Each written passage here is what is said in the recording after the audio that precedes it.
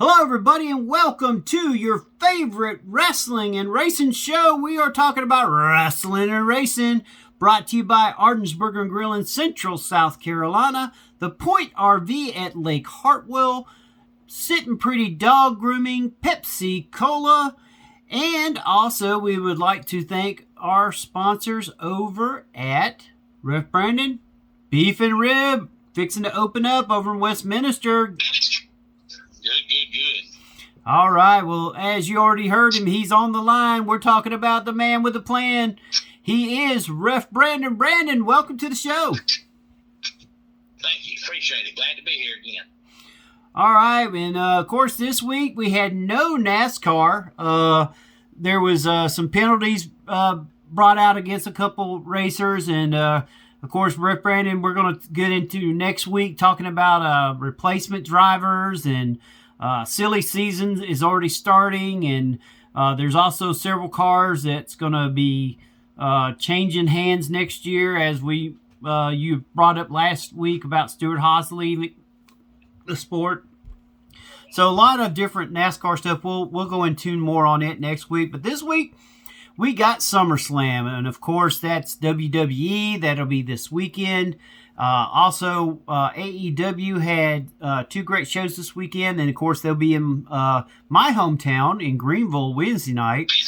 And then TNA also had event this past weekend. So, Brandon, first of all, tell us a little bit about how your weekend went. I know you had some other responsibilities, but how'd your weekend go? It was wonderful to me. Every day above dirt and not in the hospital is a good day, but we had revival at church on Friday night and Saturday night, so I had a very, very, very busy weekend as always. Exactly. Well, Brandon, let's get to TNA. It came live from Access TV on the 25th, and we had new TNA World Champion Nick Nemeth. He kicked off the show, and Mustafa Ali decided to come down there and tell him that he wanted a shot at his World Championship, even though Ali had lost the TNA X Division Championship to Speedball Mike Bailey. Did you get a chance to watch this interaction between Ali and Nemeth? No, I have not as of yet, but I've always thought Ali was underutilized. I know he's underutilized because he don't sell tickets, and that's what matters in wrestling is you have to draw money, and he don't draw money. Nobody buys a ticket to a wrestling show to see Ali wrestle, but he is a great wrestler. Yep, I think, and even Nemeth said that he did a great job being the X Division champion, but that he also got beat this weekend. So, needless to say, then it went on to Gia Miller. She interviewed the new TNA World Tag Team Champions, ABC, along with Matt Hardy. They had a nice little discussion, and they will be fighting later in the show. And then I think what was neat was Ryan and Nick Nemeth are talking backstage with Frankie Kazarian, who confronted them, talking trash. Santino then entered the scene and announces that Kazarian will face Ryan Nemeth next week on TNA. Of course, a lot of people think that Ryan is going to surpass his brother. We'll have to see how that goes. I think that Kazarian's going to put him in his place, but I think that they gotta build Ryan up a little bit at a time, and I think that you don't just let him destroy Kazarian. What's your thoughts on that? Yeah, I agree with you, and I personally don't think Ryan Nemeth will be as good as Nick. You don't find a lot of guys that are just straight up wrestlers that are as good as Dolph Ziggler. I know he never had charisma and personality and all that, but as far as just in-ring work between the ropes, you don't find a lot of guys that have more talent than Dolph Ziggler. He's one of the best sellers I've ever seen in the wrestling business outside of Mr. Perfect. He just has that down to a T. I just wish he had, more charisma and all that to go with it, because he could be a huge draw. He's just boring. But in the ring, he is multi-talented. Yep, and then we go to Steve McLean. He grabbed the mic and expressed his frustration, stating that despite his efforts to change, the Canadian fans had the audacity to sing "Na Na Na" goodbye to him after he was eliminated in the six-way elimination match. And as a U.S. veteran, he tells the Canadian fans what they can do, and that is to kiss his you-know-what. Cody Diener then came out and said he was going to shut McLean's mouth on behalf of the Canadian fans. And, of course, the crowd loved that. And basically, this match, I feel like was a squash. McLean basically, put the KIA on him and pinned him. And it really was not that big of a deal of a match. Yeah, they're pushing Steve Macklin, which is good. Steve Macklin's a good wrestler, and he always has been.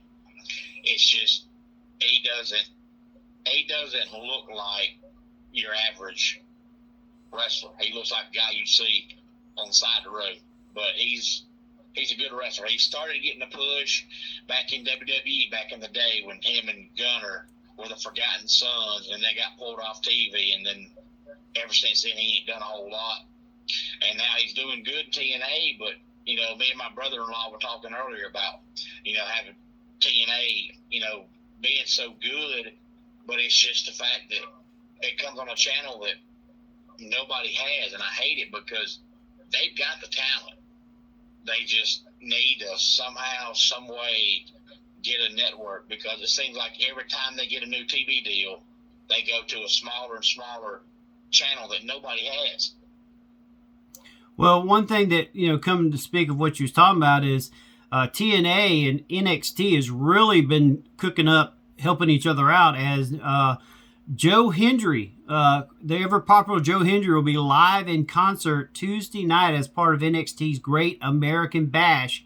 Man, I missed the Great American Bash as part of WCW, but he's going to be on there representing TNA at the Great American Bash. So, kind of going back to what you said, it does seem like they are really creating a nice friendship with the WWE, whereas they used to have that same friendship with AEW.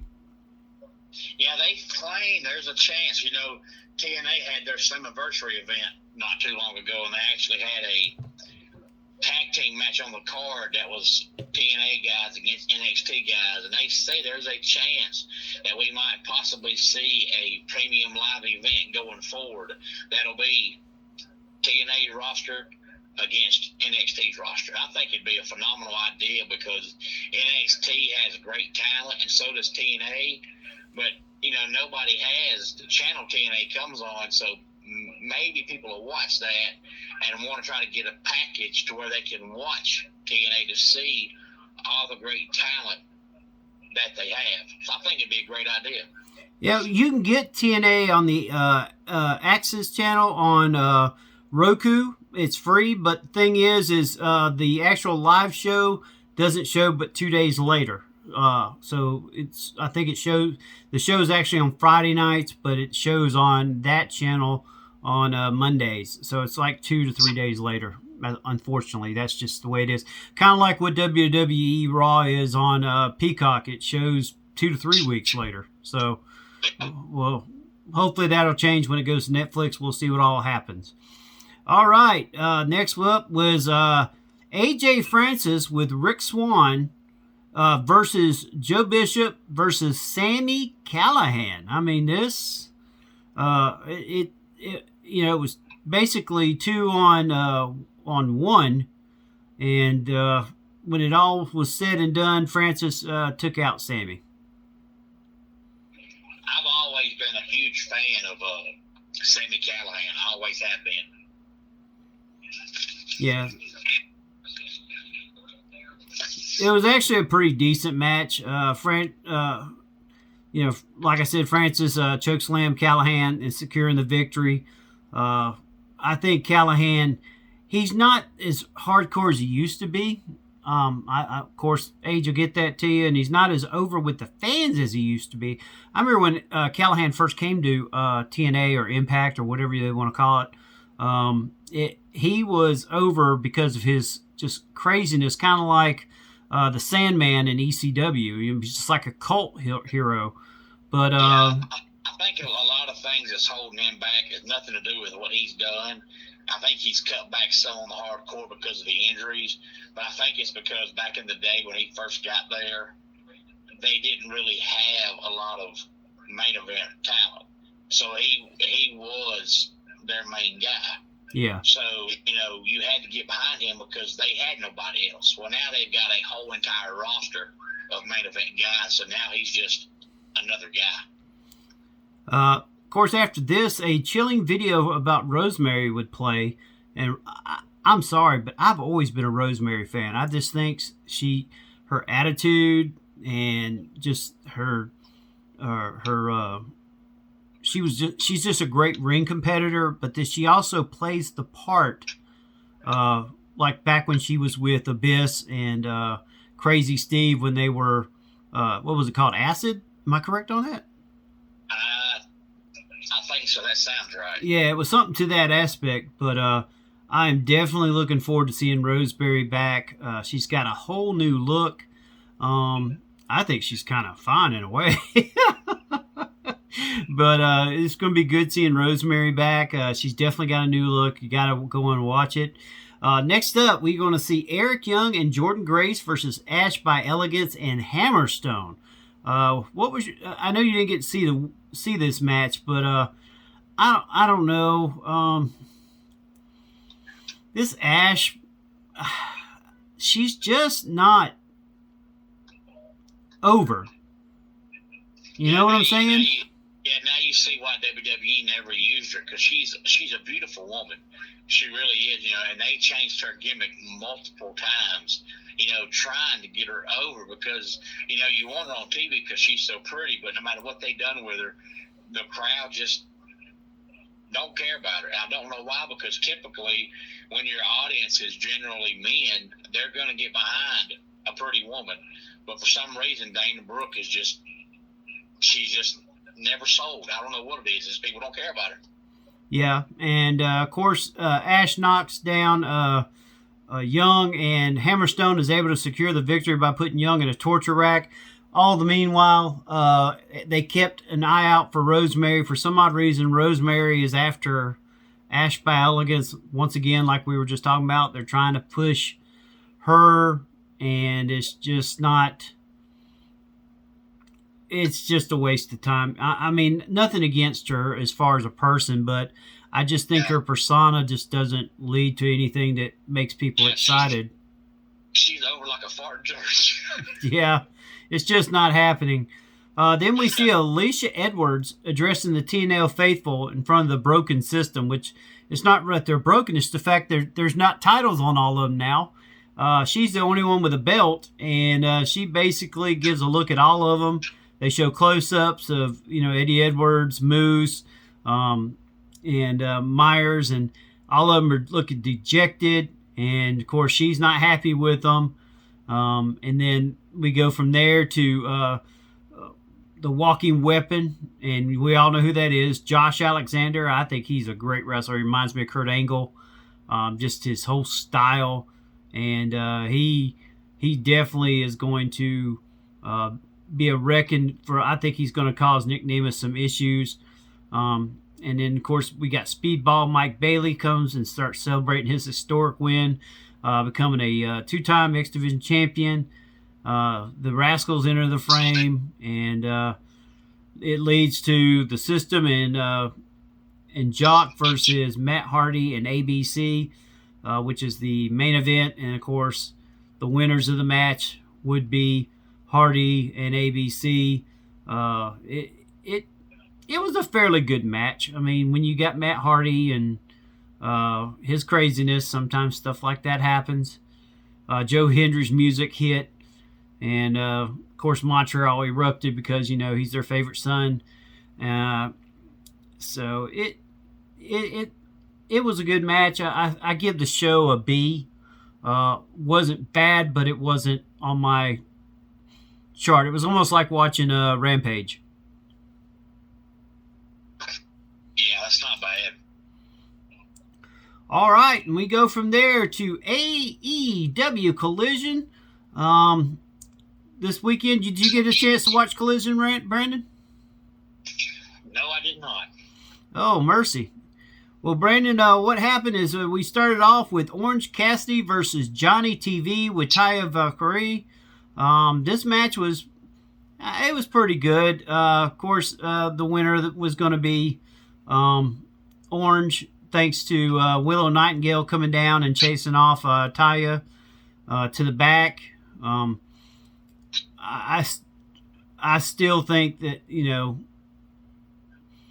I think Johnny TV's not getting his just due. I mean, I know he's not one of the young guns, but I think he brings a lot to the table, and I think they should use him better. Everybody tries. Look at how many promotions he's been in and how many times he's changed his name. He's kind of like Dana Brooke. It's just for whatever reason, the crowd just don't care about him. And I was reading an article, I think earlier today, about some people are upset about how much TV time you see John Morrison and Taya Valkyrie kissing. And to my knowledge, as far as I know, they're still married in real life. And it's like, why are you complaining about somebody that's actually married in real life kissing? I mean, to me, that should be okay. They're actually, they ain't got to try to sell you on what they're doing. It's legit. They're married. Well, they also have a show. They also have a show that comes on after, wrestling. So it makes sense to push that, that YouTube show that they have by showing how much they care about each other on TV. I mean, that's called promoting, But people find anything to fuss about. But at the same time, I just think, I just think his talent's there. But like you said, maybe it's because he's been in so many promotions, and he's been used lately more or less as a stepping stone than he has been an actual talent. He's got name value to him. He's just there. Yep. Then we go to the Bang Bang Gang, who were backstage and had words for Christian and the Patriarchy. Basically, Juice Robinson called out Mother Wayne, saying she screwed the pooch last week when she climbed up in the ring and sprayed me in the eyes with that aerosol can. And then they basically called Christian a couple names and said that they was going to have to answer to the Bang Bang Gang.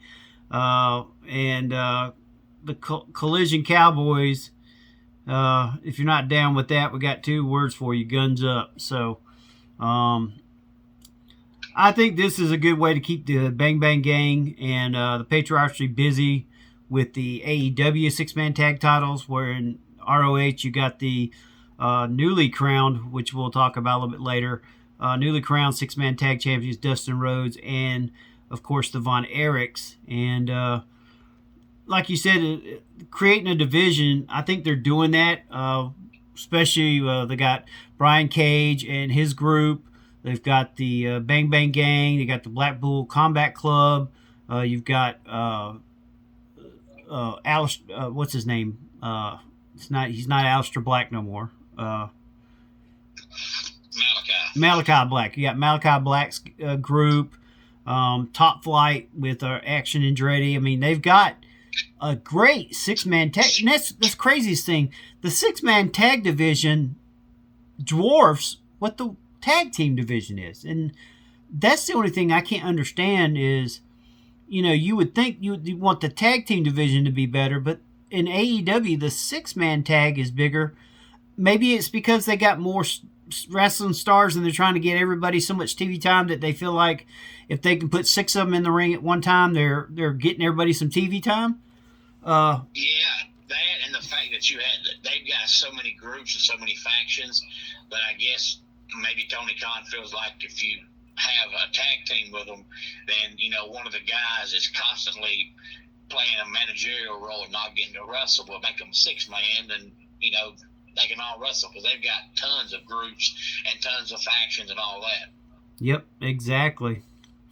Then we go to the Beast Mortis versus Hologram. Of course, Hologram made his in-ring debut. A lot of people thought it was Ricochet. There was a lot of talk on everybody thought it was Ricochet. Of course, they proved that it was not, or I don't know how they proved it. They just said that people in the back know that was not Ricochet. Ricochet has not signed with AEW, but it was quite a entrance from Hologram. He does have some Ricochet like moves, so I tell you what, if the fans will get behind him, I think they got a great star. But problem is, it didn't seem like he grabbed a lot of interest.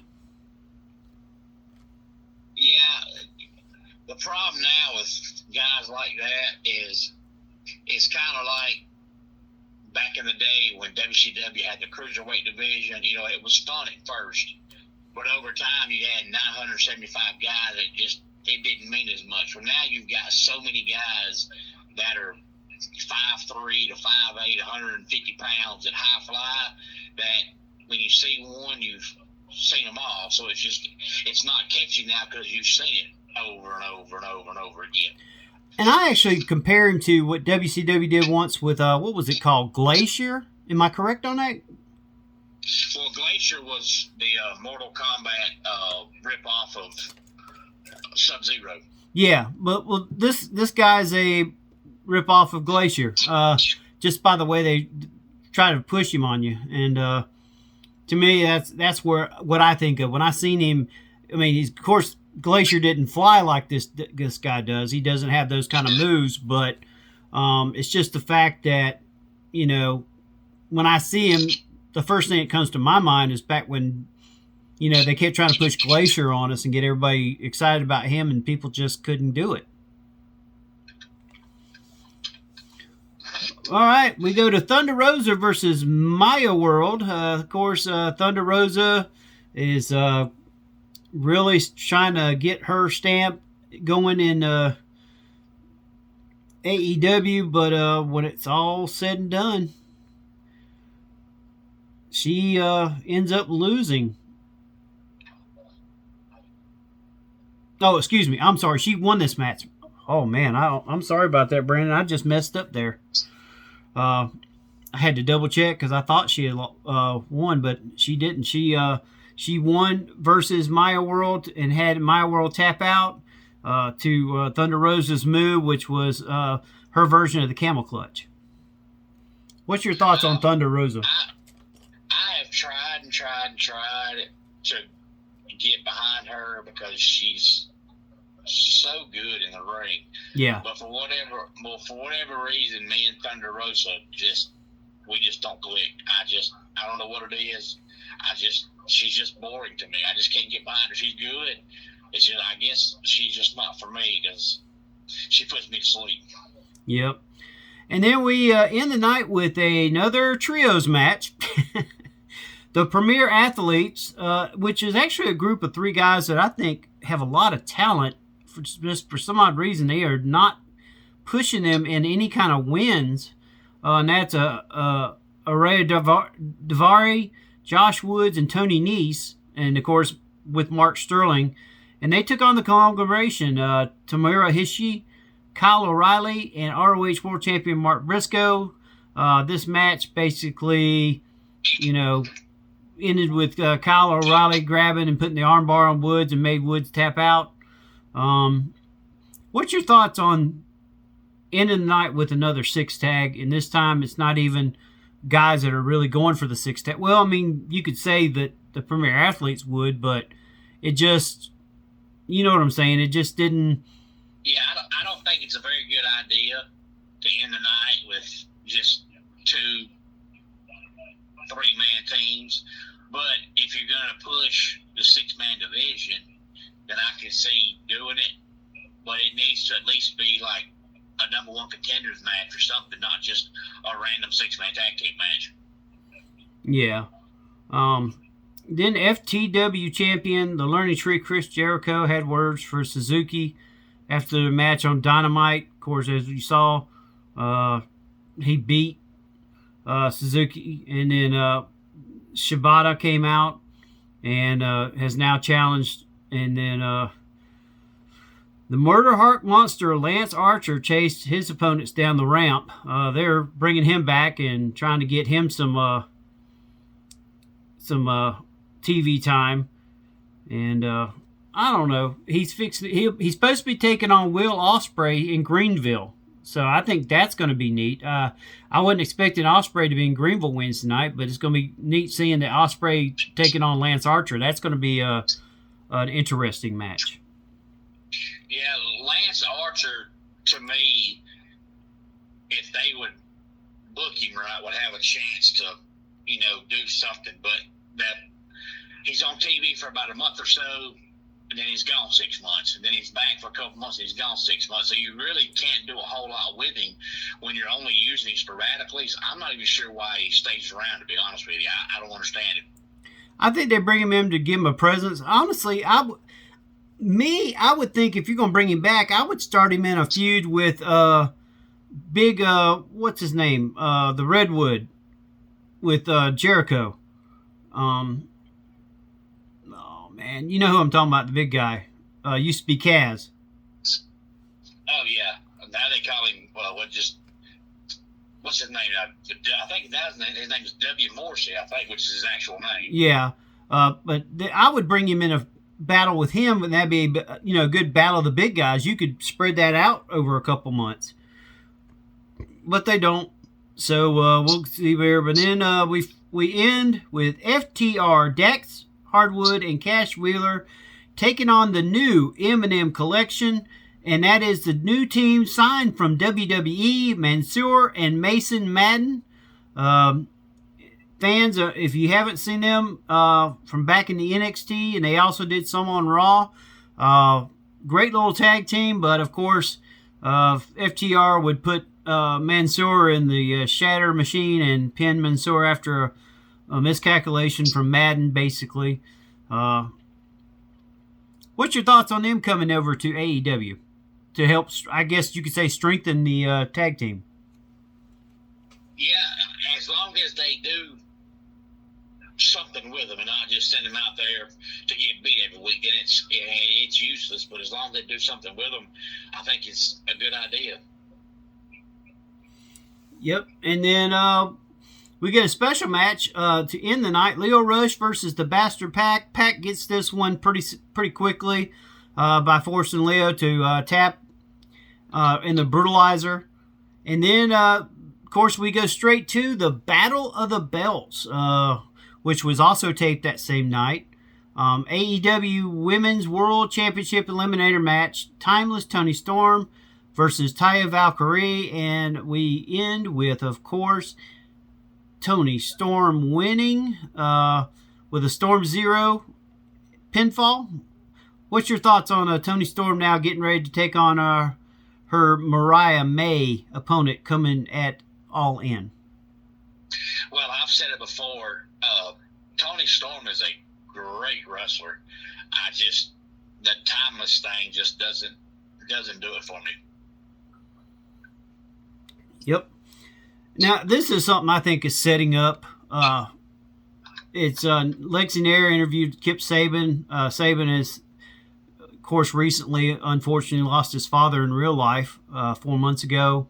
He acknowledges he's been on a roller coaster ride, but what's important to him is that he can still be a good wrestler.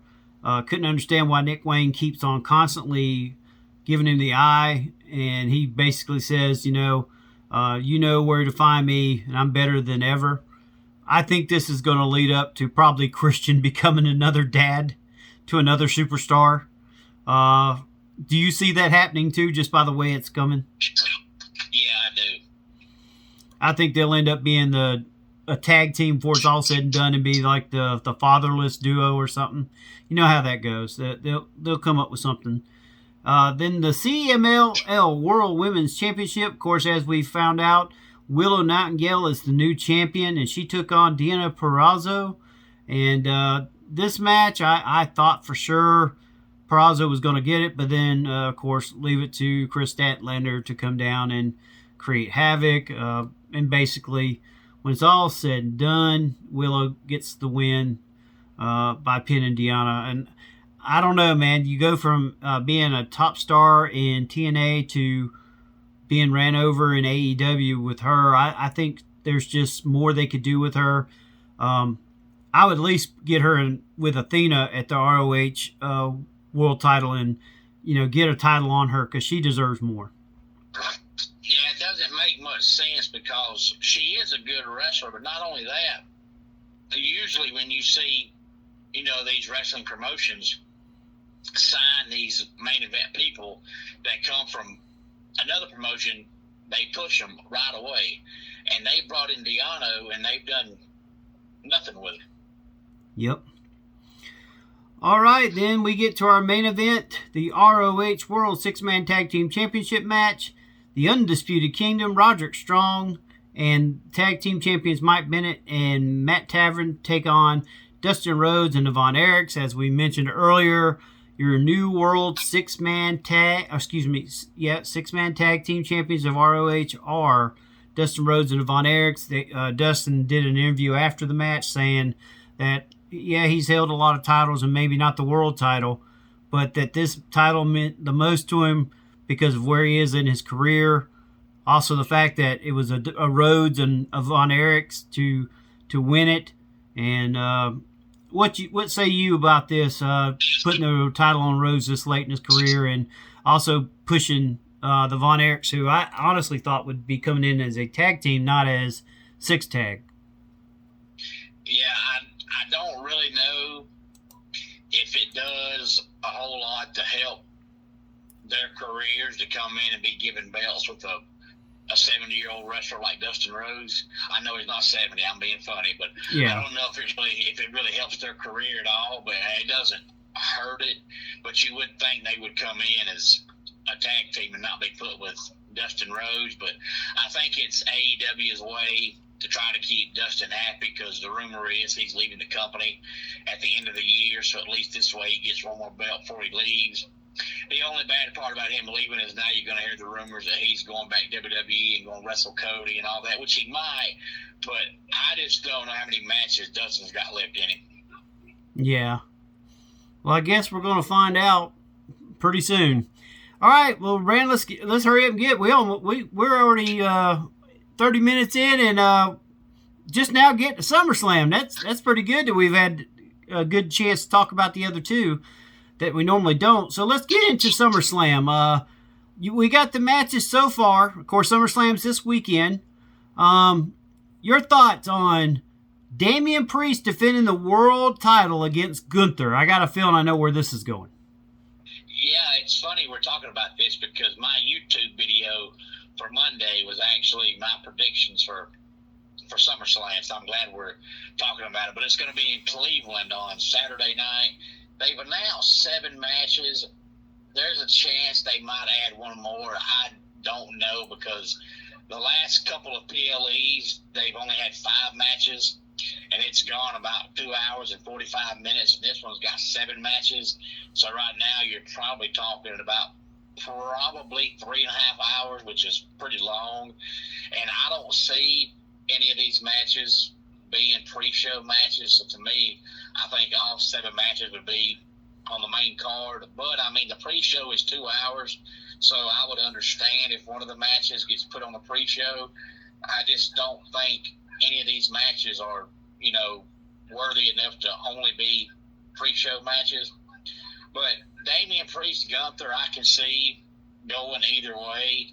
I can see Gunther winning the belt, but it's also the first time they've pushed him to try to be a world champion, so it's not like he's had 25 previous chances.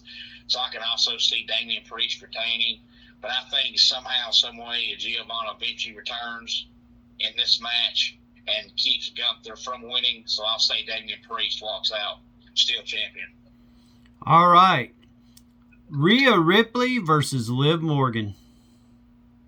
I think somehow, some way, Dominic Mysterio gets involved, whether he intentionally helps Liv or if he thinks he's helping Rhea, but in reality he's helping Liv. But I think somehow, some way, Dom helps Liv keep the belt. All right. CM Punk, Drew McIntyre with Seth Rollins as the special referee. Well, all they've done for the last 6 months is find ways to screw Drew McIntyre. That's pretty much his character now. So I think it continues, and Seth Rollins screws Drew McIntyre and CM Punk wins. I actually think it's going to be reversed. I think Rollins screws CM Punk because of Punk costing him his world title shot. And then Cody Rhodes versus Solo Sikoa. What say you? I think Cody Rhodes wins this match. This is the only match on the card where I look at it and I don't think it can go either way. I'm pretty convinced Cody wins this match. You got Cody. Yeah. All right, that's the 4 matches I've got. What's the other 3 that you're showing? We've got Logan Paul versus LA Knight for the United States Championship. And we have Bayley versus Nia Jax for the Women's Championship. And then we have Sami Zayn and Braun Breaker for the Intercontinental Championship. All right, well, I'm going to give my opinion on that one. I got Braun Breaker breaking Sami Zayn in half. I think it's Breaker's time. I think they let Zayn get through the last pay-per-view, but he will not get through this one. And then I've got Bayley beating Nia Jax. Nia Jax, she's a very powerful force, but I just don't see her being the one taking Bayley off of that mountain. And the other match, I think it's time for LA Knight to get his first WWE title. I think Jake Paul's going to go away for a while. I think he was wanting to do a boxing match, if I'm not mistaken, with somebody. And I think they're going to take him away from TV for a little bit and then bring him back in time for a Royal Rumble. Well, you're halfway right. There is a boxing match, but it's not Logan Paul. It's Jake Paul. But Logan Paul is the one wrestling LA Knight. But I think LA Knight wins. I don't think he's a main event caliber wrestler, but I think he's good enough to hold a mid-card title. And I think Logan will leave for a while. But now Jake Paul, his brother, is supposed to have a boxing match with Mike Tyson. It was supposed to be last weekend, not this past weekend, but last weekend. And Mike Tyson's a big baby, scared he might get beat. So he backed out of the fight. It's been rescheduled for, I think, in November or October, sometime later on in the year. But it's still going to happen. But Jake Paul's going to beat Mike Tyson. But I do agree that LA Knight wins that match. I think Nia Jax beat Bayley only because I think Nia Jax is going to beat Bayley, and I think Tiffany Stratton is going to come out and cash in Money in the Bank. And I think Tiffany Stratton walks out the women's champion. And I think Braun Breaker beats Sami Zayn. So we agree on LA Knight and Braun Breaker, but I think Nia beats Bayley only because I think Tiffany Stratton cashes in Money in the Bank. All righty. Well, Brandon, tell us where you're going to be at this weekend and also where people can find you on YouTube. This weekend, I'm making my debut for a brand new promotion. This is going to be their very first show. It's going to be Saturday night in Livonia, Georgia. The address is 707 Newtown Road in Livonia. Tickets will be $10. Doors open at 5:30. Bell time is 7 o'clock, and it's called Bloodlust. The promotion is Bloodsport Fighting Coalition. And if you can't tell by the name Bloodsport Fighting Coalition, it's basically a modern-day ECW. Every match is going to be some kind of hardcore match. So I'll be there Saturday night. This is their very first show, Saturday night. And that's going to be where at now? In Livonia, Georgia. The address is 707 Newtown Road in Livonia. It's a lot of the local same independent guys like Jackknife and Boinkers and Cade Powers and Big Bad Brando, Beer Joint Brawler, the normal guys I do shows with, but it's going to be a hardcore show. One of the matches has already been announced as an I Quit match, and fans bring the weapon. So whatever they bring will be used in that match. The show is called Blood Sport Fighting Coalition, and this particular show was entitled Blood Lust.